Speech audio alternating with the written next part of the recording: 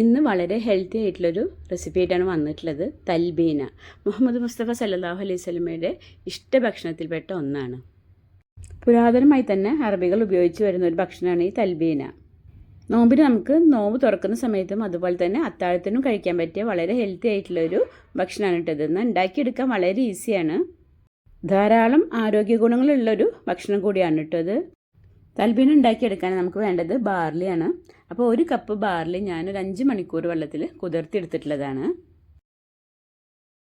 ഇനി കുക്കറിൽ നമുക്ക് കുറച്ചധികം വെള്ളം ഒഴിച്ചിട്ട് തന്നെ ബാർലി 2 വിസിലിന് വേവിച്ചെടുക്കാം. വേവിച്ച ബാർലി ഞാൻ വേറെ പാത്രത്തിലേക്ക് മാറ്റിയിട്ടുണ്ട്. ഇതിലേക്ക് ഞാൻ 1/2 ടീസ്പൂൺ ഉപ്പ് ചേർത്ത് കൊടുക്കുകയാണ്. ഉപ്പ് ചേർത്ത് നമുക്ക് നന്നായി ഒന്ന് ഇളക്കിയെടുക്കാം. ഇനി നമുക്ക് തൽബീന തയ്യാറാക്കാൻ വേണ്ട ബാക്കി ഇൻഗ്രീഡിയൻസ് നോക്കാം. ഞാനിവിടെ കുറച്ച് അണ്ടിപ്പരിപ്പും മുന്തിരി എടുത്തിട്ടുണ്ട്. അണ്ടിപ്പരിപ്പ് ചെറിയ പീസായി കട്ട് ചെയ്തെടുത്തിട്ടുള്ളതാണ്. പിന്നെ ഒരു 12 ഈത്തപ്പഴം ചെറിയ പീസായി കട്ട് ചെയ്തെടുത്തിട്ടുണ്ട്. പിന്നെ 5 കപ്പ് പാലാണ് എടുത്തിട്ടുള്ളത്. അതിൽ നിന്ന് പകുതി പാല് നമുക്ക് ആദ്യം ഒഴിച്ചു കൊടുക്കാം. എന്നിട്ട് നമുക്ക് ഫ്ലെയിം ഓൺ ചെയ്യാം.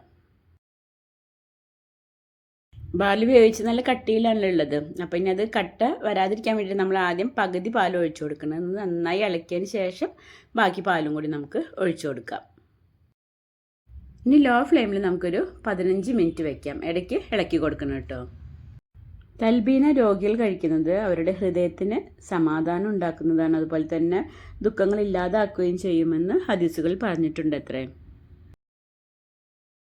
ഇനി ഇതിലേക്ക് 1/2 ടീസ്പൂൺ ഏലക്കപ്പൊടി ചേർത്ത് കൊടുക്കാം. തൽബീന വളരെയധികം ആരോഗ്യ ഗുണങ്ങളുള്ള ഒരു ഭക്ഷണമാണെന്ന് പറഞ്ഞല്ലോ. അതിൽ പ്രധാനം നമ്മൾ കൊളസ്ട്രോൾ കുറയ്ക്കുന്നു. അതുപോലെ തന്നെ രോഗപ്രതിരോധ ശേഷിക്ക് വളരെ നല്ലതാണ്. ദഹനം സുഗമമാക്കുന്നു. അതുപോലെ തന്നെ ആമാശയ ക്യാൻസറിനെ പ്രതിരോധിക്കുന്നൊക്കെയാണ് പറയണത്. ഇപ്പോൾ നന്നായി കുറുകി വന്നിട്ടുണ്ട്. ഈ സമയത്ത് നമുക്ക് നമ്മളെടുത്ത് വെച്ചിട്ടുള്ള അണ്ടിപ്പരിപ്പും മുന്തിരിയും ഈത്തപ്പഴം ചേർത്ത് കൊടുക്കാം.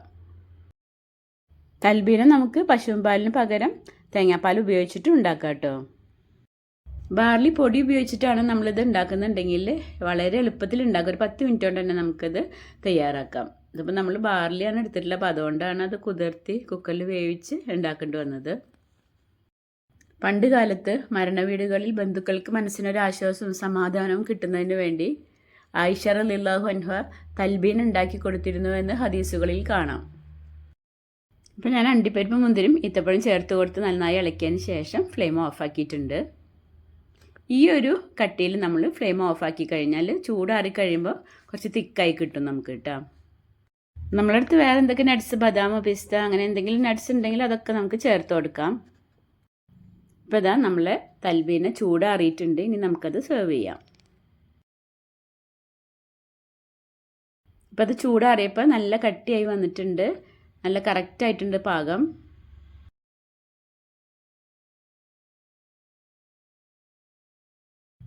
ഇനി നമുക്കിത് പാത്രത്തിലേക്ക് മാറ്റിയതിന് ശേഷം അതിൻ്റെ മേലെ കുറച്ച് നട്ട്സൊക്കെ ഇട്ട് കൊടുക്കാം. ഞാനിവിടെ കുറച്ച് അണ്ടിപ്പരിപ്പും പിസ്തയും കൂടി ഒന്ന് ക്രഷ് ചെയ്തിട്ട് കൊടുക്കുകയാണ്. ഇതിൽ നമ്മൾ മധുരത്തിന് വേറെ ഒന്നും ചേർക്കുന്നില്ല. നമ്മൾ ഈത്തപ്പഴത്തിൻ്റെ മധുരം അതുപോലെ ഉണക്കമുതിരയുടെ മധുരം പിന്നെ അതിൻ്റെ മേലെ നമ്മൾ കുറച്ച് തേൻ ഒഴിച്ചു കൊടുക്കുന്നുണ്ട്. അത് ചൂടാറിയതിന് ശേഷം മാത്രം ഒഴിച്ചു കൊടുത്താൽ മതി. നോമ്പ് സമയത്തൊക്കെ ഉണ്ടാക്കാൻ പറ്റിയ നല്ലൊരു റെസിപ്പിയാണ് കേട്ടോ. അപ്പോൾ ഇത് ഉണ്ടാക്കാത്തവരൊന്നും ഉണ്ടാക്കി നോക്കി അഭിപ്രായം കമൻറ്റ് ചെയ്യണേ. അപ്പോൾ വീഡിയോ ഇഷ്ടമായിട്ടുണ്ടെങ്കിൽ ലൈക്ക് ചെയ്യാനും ഷെയർ ചെയ്യാനൊന്നും മറക്കരുത് കേട്ടോ. അതുപോലെ തന്നെ റസിയാസ് കിച്ചൻ ചാനൽ നിങ്ങൾ ആദ്യമായിട്ട് കാണുകയാണെങ്കിൽ ഒന്ന് സബ്സ്ക്രൈബ് ചെയ്ത് സപ്പോർട്ട് ചെയ്യണേ. അപ്പം ഇനി മറ്റൊരു ഹെൽത്തി റെസിപ്പി ആയിട്ട് വരാം. Thank you.